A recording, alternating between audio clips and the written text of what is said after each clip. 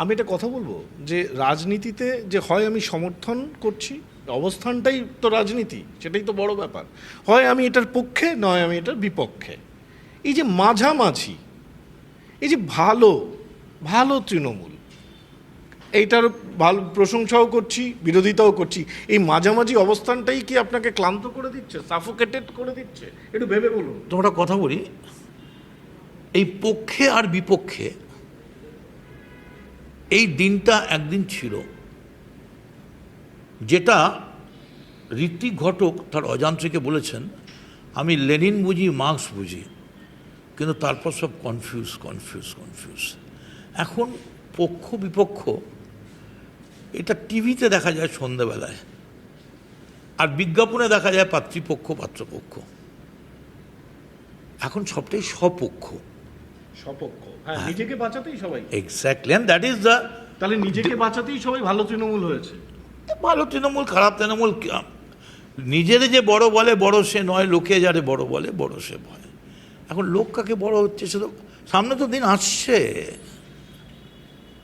সামনে জন্মিলে মরিতে হবে, অমরকে কোথা কবে। সামনে দিন মানে ইলেকশন তো, ইলেকশন তো আসছে না, সেখানে তো এত অহংকার কিসের?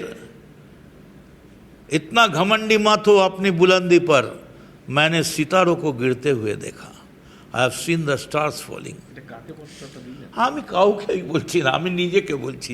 সব কিছু আমার জন্যে, আমার একদিকে শুধু তুমি, পৃথিবী অন্যদিকে, আমি তোমারই দিকটা নিলাম।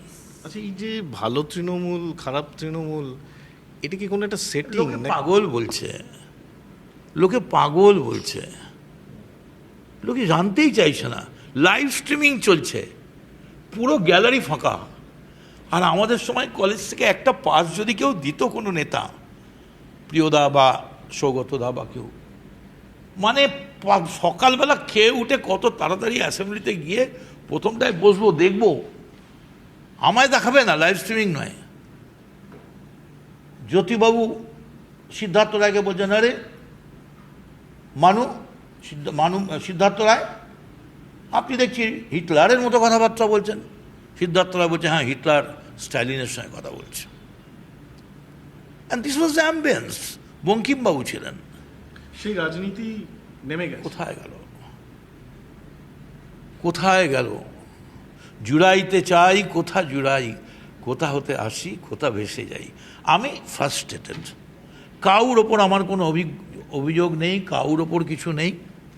খালি আমি কুণালকে একটা কারণে ধন্যবাদ দেব, যে অন্তত একজন রাজনীতিবিদ এখনও আছে যে নিজের সম্বন্ধে নিজের কথাটা মুখে বলে দিয়েছে, যে গদ্দার সেটিং। কারণ এই কথাটা ওর থেকে ভালো আর কেউ জানে না। হ্যাঁ, কিন্তু